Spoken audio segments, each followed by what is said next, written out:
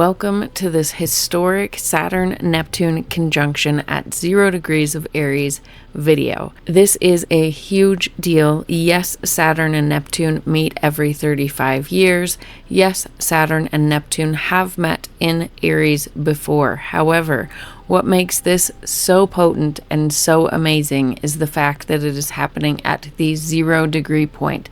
This really does change everything and marks an entirely new beginning that we are seeding collectively for the next thousands of years. Yes, it really is that big. So in this video, I'm going to be discussing the previous Neptune and Aries conjunctions from 91 BC through to yesterday's exact conjunction. There are only, including the one that is happening right now, there are only 6 conjunctions of Saturn and Neptune between 500 BC and 2500 AD. That is how extremely rare this is. And like I said, it has never happened at the 0 degree point before, which is what makes this one extra special. So not only am I going to be going into the history of what was going on in the world during these previous conjunctions, but then I'm also going to bring it down more to a practical level and how we might experience this collectively more on a personal level, and then guide you to where you can find where it might be hitting you in particular and what you may be called to bring forward during this time. But first, a little bit about me. Hi, I'm Sarah at Life with Training Wheels, where I utilize Western Tropical Zodiac Astrology, Whole Sign House System, tarot, and other spiritual and health and wellness tools such as singing bowls, tuning forks, and various other things, meditation, all different sorts of tools to help guide you on your path of self-discovery, self-mastery, identifying where you may have any self-limiting beliefs, self-sabotaging behavior, victim mentality, to really better understand yourself and to realize that you have the power to create the life that you want to live. One of my favorite quotes is, "Wherever you go, there you are." And the first step in realizing where you are is to get a better understanding of who you are. And astrology and tarot and all these different tools, meditation, are all ways to do that. And I love being your guide to help you through that process in whatever ways I can. If this is your first time finding me, thank you so much for joining. I hope you'll stay. If you're returning, thank you so much for returning. And if what I've just discussed sounds like something that you want to stick around for, a vibe you can vibe with, then please go ahead and like, comment, subscribe, share anything you can to show YouTube that this is content that you would like to revisit, and that it helps my tiny little channel grow as well. This is not my full-time job. It is a labor of love at this point, but at some point I would love to turn this into my career. So any way that you can help me in that process, I would greatly appreciate it. Now, let's go ahead and get into it. Okay, so like I said, this has only happened from 500 BC to 2500 AD, which is what AstroSeek, the program that I use, shows. It allows you to search. This has only happened, this Saturn conjunct Neptune in Aries has only happened 6 times before in this time frame. So we're looking at 91 BC, 232, 555, 1380, 1703, and 2026. You'll notice that this is the first and only time that it has happened at the 0 degree point. The closest it has been to that point is 6 degrees. The rest of the time it's kind of been in the mid to late ranges, late degree points of Aries, which does make a difference. The 0 degree point is what makes this one extra potent, because this is the world axis reset point. So we aren't just revisiting some themes that we've been through before, which as we get into the history, you'll certainly see a repeating of themes. But the fact that this is at the world axis, like birthing reset point, the beginning of the entire zodiac, the birthing point, we are changing things in ways that they have not been changed before. We really are, I do believe, resetting the cycle, resetting the story for the next thousands of years. It is this moment in time that you chose to be a part of is this big, and that is exciting. A little overwhelming, but exciting. So we are going to go over some of what was going on during these times, starting with 91 BC. So this was the beginning of the social war that lasted from 91 BC to 87 BC in the Roman Republic. So it's when, this might sound familiar, it is when Italy's allied cities revolted because they were fighting Rome's wars, paid Roman taxes, but had no Roman citizenship. Kind of echoes a little bit what's going on today, how we are fighting wars that are not our own here in the United States, and paying for things that are not staying within our country, and representing people that are outside of our country. And so that is a very similar theme. So here Saturn represents the Republic, law, and citizenship, right? Kind of as a overview to back up really quick, Saturn is structures and institutions and can be law and citizenship as well. And Neptune is like this boundaryless, Neptune dissolves, Neptune is spirituality, Neptune is like the formless, right? So that's why it can be spirituality, because it's how we connect to the other realms. It is also health related, which we'll get into later. It is like immune system and things like that. So in the 91 BC, Saturn was the Republic, law, and citizenship, and Neptune blurred that identity between Italy fighting these wars, paying these taxes, but not having any real association with Rome, right? No citizenship, nothing like that. So this blurred identity and inclusion confusion. And then Aries is the initiatory sign. It is the sign of the warrior as well. So Aries equaled armed revolt in that case. And this time period permanently reshaped the Roman identity and expanded citizenship. It destabilized the Republic and paved the way for civil wars and empire. Then in the year 232, there were early waves of the crisis of the 3rd century in the Roman Empire. So in the political movement, there was rapid emperor turnover, border invasions, economic collapse, and currency debasement. Also sounds familiar to today.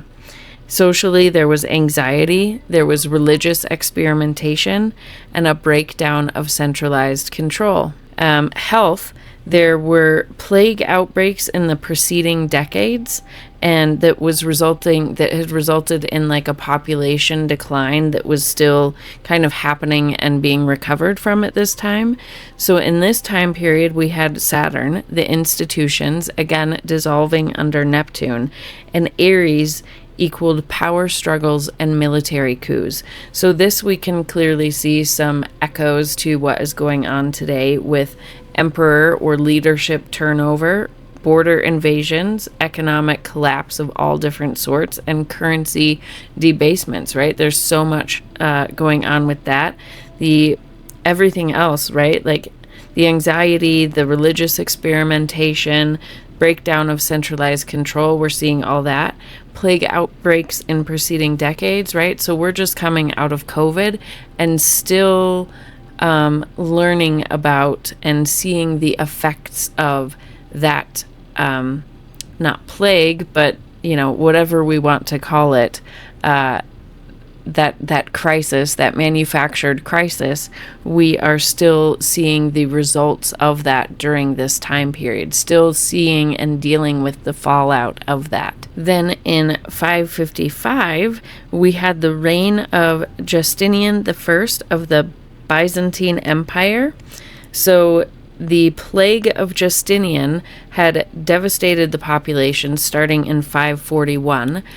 So, again, only about 10 years before this, 9 years. And there was massive mortality across Europe and the Mediterranean. So population destabilization, right? And Justinian was attempting to restore imperial glory at the time, and there was a legal codification of the Roman law. So Saturn here equals law and imperial structure, that structure, and Neptune was the plague and population decline, right? Like a dissolution of the population.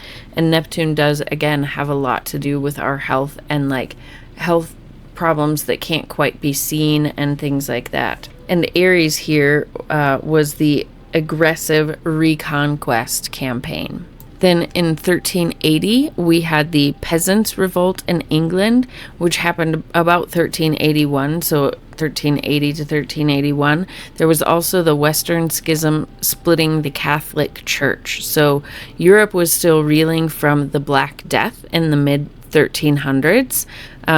Labor shortages and uprisings, sounds familiar, and massive social upheaval. So Neptune was dissolving sacred authority, Saturn was trying to hold on, and that Aries warrior spirit ignited revolt. Then in 1703, the most recent, we had the War of the Spanish Succession. Peter the Great was transforming Russia, and early Enlightenment ideas were spreading. There was also apparently the Great Storm of 1703, which devastated England. So again, old monarchies under strain, science rising, new identity forming for the emerging powers. So as you can see in these 5 previous periods, this conjunction doesn't preserve the old forms. It exposes the illusions in the structures, which is what Neptune is doing to Saturn, and forces a new identity to emerge, which is Saturn.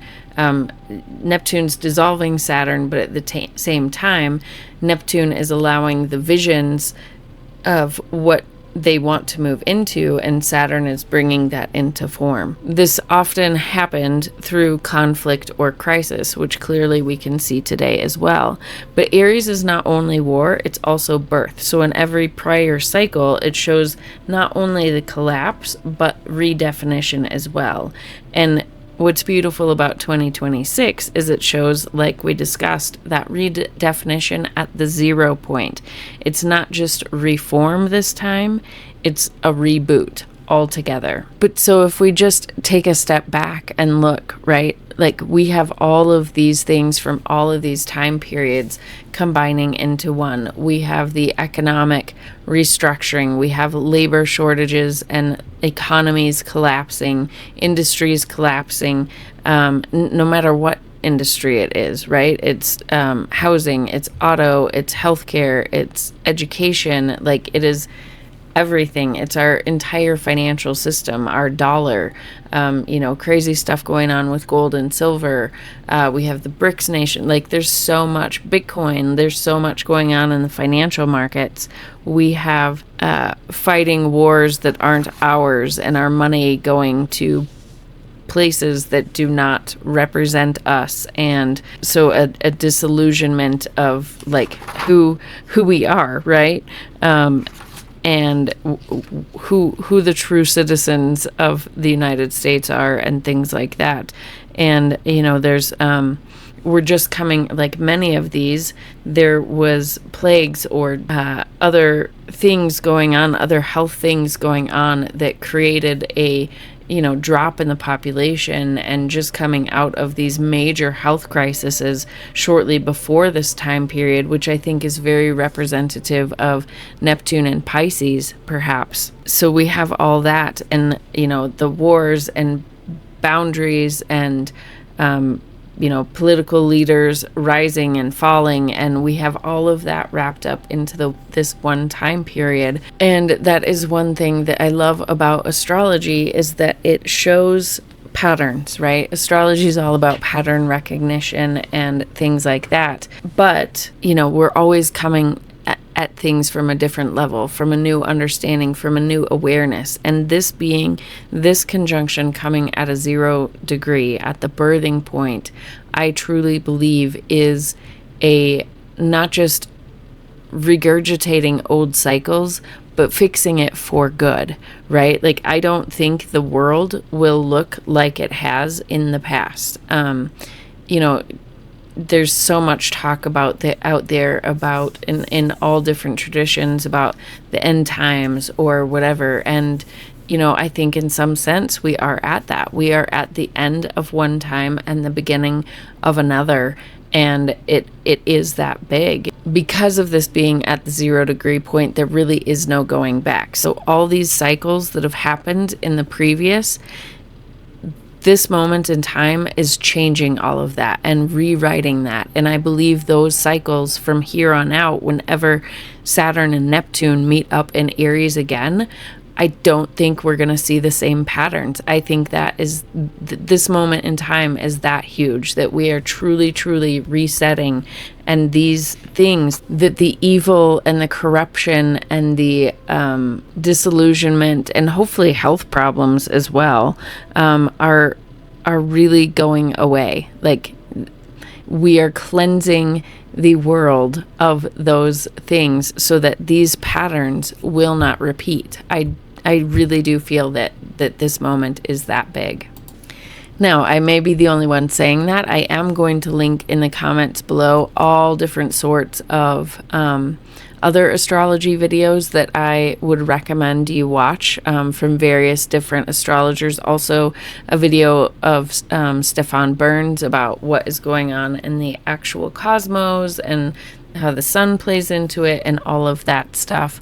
But yeah, I'm going to be linking all different sorts of videos about, from astrologers who look at world events only, like that's their focus, to medical astrologers. Like, I'm going to be linking all sorts of videos that I highly recommend you listen to.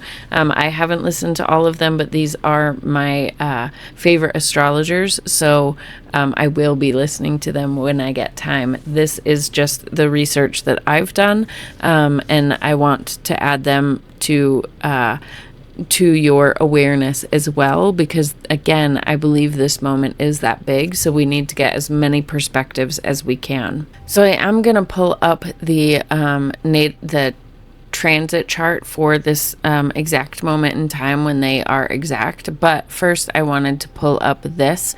This is an impact chart. So this is showing, this conjunction is happening here at 0 degrees Aries. So if you have planets or points from in the last 5 degrees of Pisces to the first 5 degrees of Aries, you're going to be feeling this the most. And then the next signs that will be feeling it the most are the ones that will find this challenging, right? So it will be where squares and oppositions are. So if you have planets or points in the last 5 degrees of Gemini and first 5 degrees of Cancer, you'll be feeling this as a challenge. If you have planets or points in the last 5 degrees of Virgo or first 5 degrees of Libra, you'll be feeling this pretty strongly as an opposition. And then the last 5 degrees of Sagittarius and the first 5 degrees of Capricorn, you'll be feeling this as a square. These other ones, sextiles and trines, you'll be feeling this a bit more gently. And then these in conjunctions, these will be a little bit frustrating as well, but not as much as the squares and oppositions. So you might want to take a look at your natal chart to see how this lines up for you and how you might be feeling this. If you don't have any planets or points in any of these areas, you still will be feeling this energy, just not as potently. but you'll definitely be feeling them in the collective sense, if nothing else. Okay, so now I have pulled up the chart for the exact moment in time of the conjunction. And, anytime planets meet up, they are seeding a new seed, birthing a new cycle together. And again, this is a very potent one because it's at the 0 degree mark. And I think this will have repercussions for thousands of years. But this chart in particular, since the Saturn and Neptune conjunction happen every 35 years, this kind of is the chart for the cycle for them for the next 35 years. So we're going to be kind of looking at this chart and interpreting it in that way. So just like with new moons and full moons, we're going to look at what conversations this conjunction, the conjunction of these planets, are having to other planets. And really the only conversation that this is having is with this divine mini trine, which I have been talking about for a long time, and that will be with us through at least 2029. And so this is, Pluto sextiling Pluto and Aquarius, making a sextile. Sextiles are very supportive energy. You do have to consciously work with them to get the best benefits from them.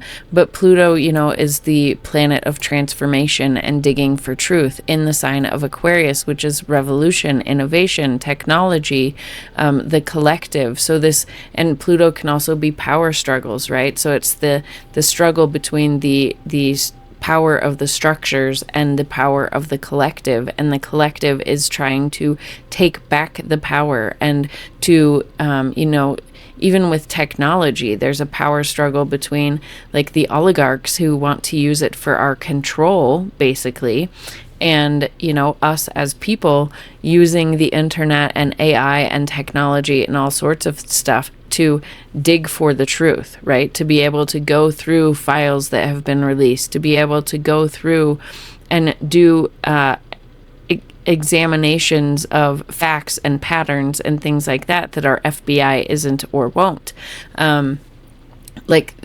So it's this power struggle between that and using AI and technology and innovation for good versus evil and things like that.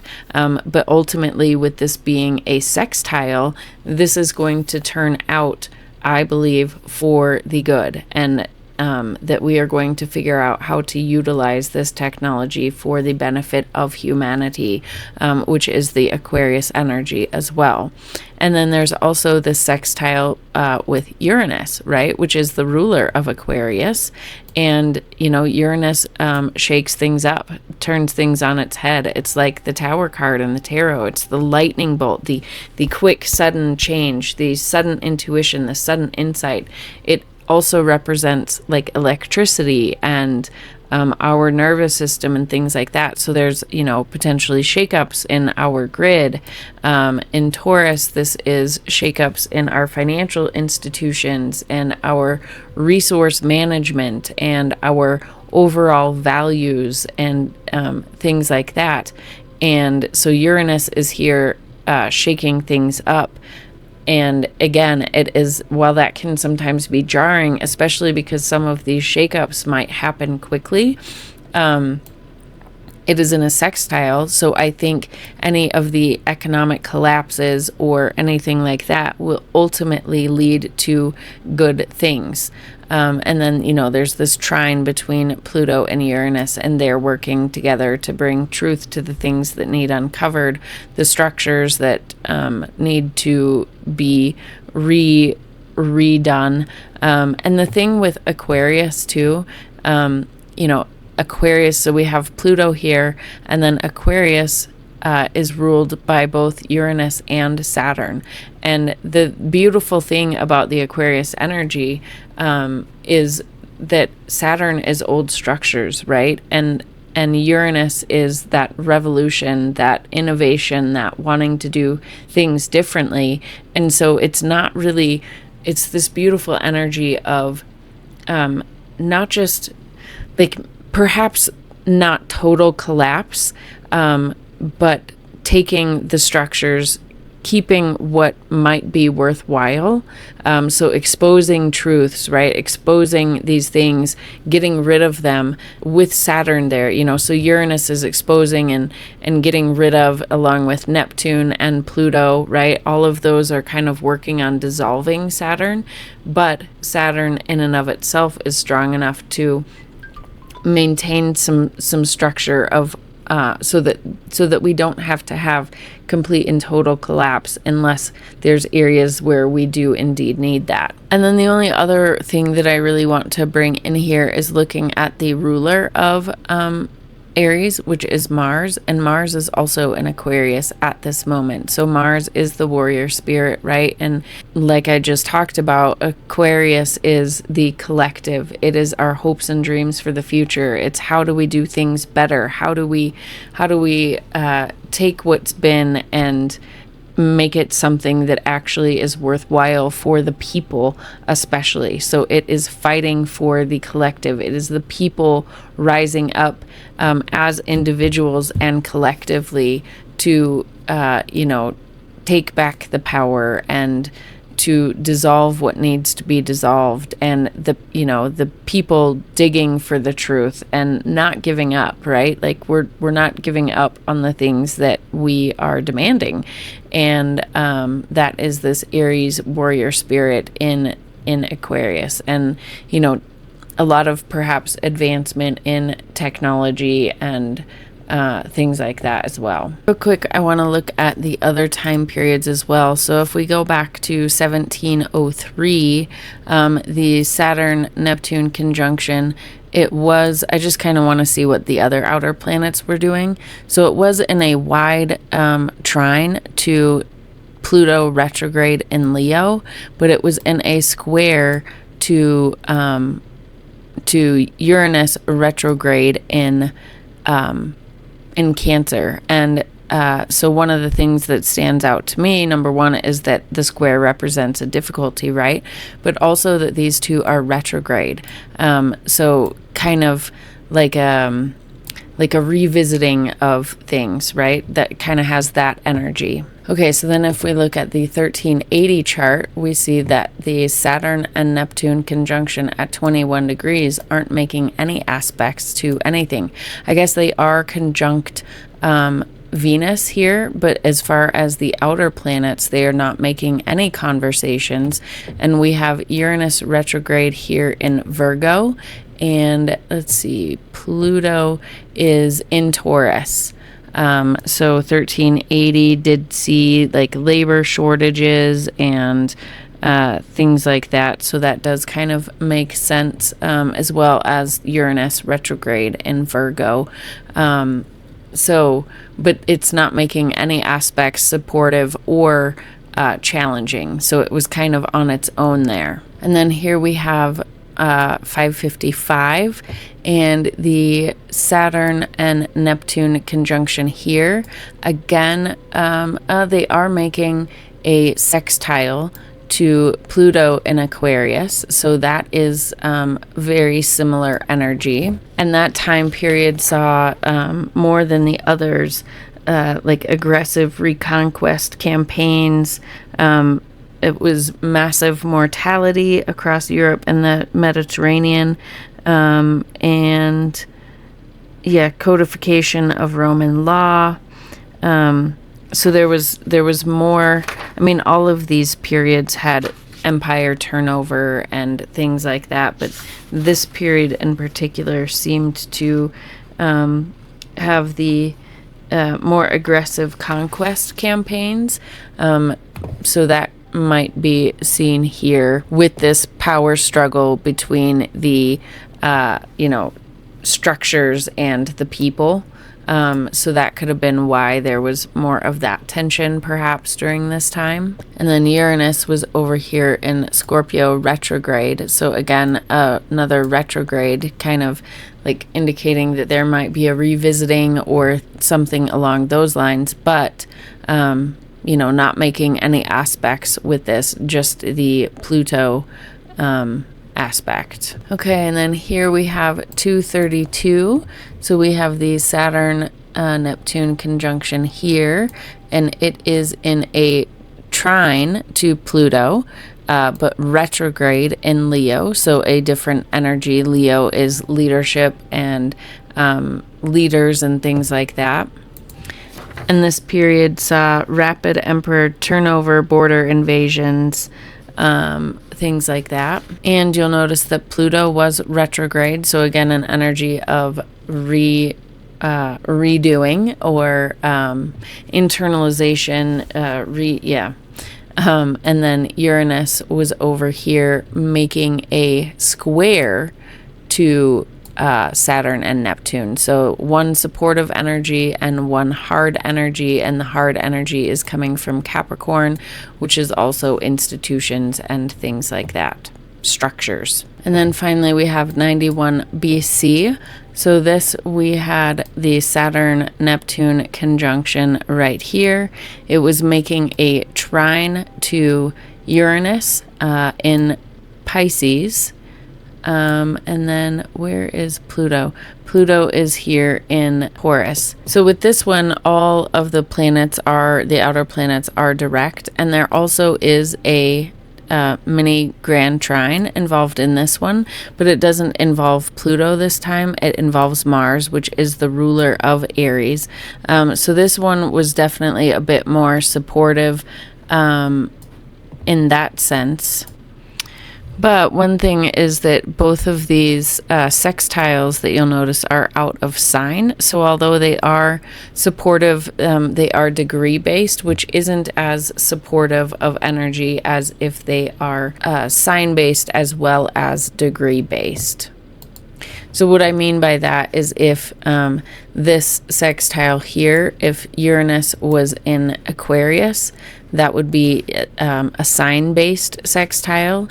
And if this Mars were in Gemini, that would be a sign-based sextile. So that was fascinating looking at those charts, seeing how there wasn't the supportive energy that we have like we do now. There was some supportive energy, there was some challenges, there was some just like no support at all, no conversations going on at all. So that is one thing that makes this really unique as well, is this mini grand trine between all the outer planets working together through, and since they move so slow, they'll be working together through 2029 to really help us stabilize the changes that are going on and what we are trying to not only dismantle but build up. And so now to kind of bring it to a more personal level, overall, like we've discussed, Neptune is boundaryless. It dissolves things, but it's also the dreamer and the creative and things like that. So we are at this moment in time where we are tearing down and building up at the same time. And we have been, as these planets have been kind of working and dancing together for quite some time in Pisces and now into Aries. And so once they're about 15 degrees apart, this will not be quite so intense. So Neptune is really dissolving these structures.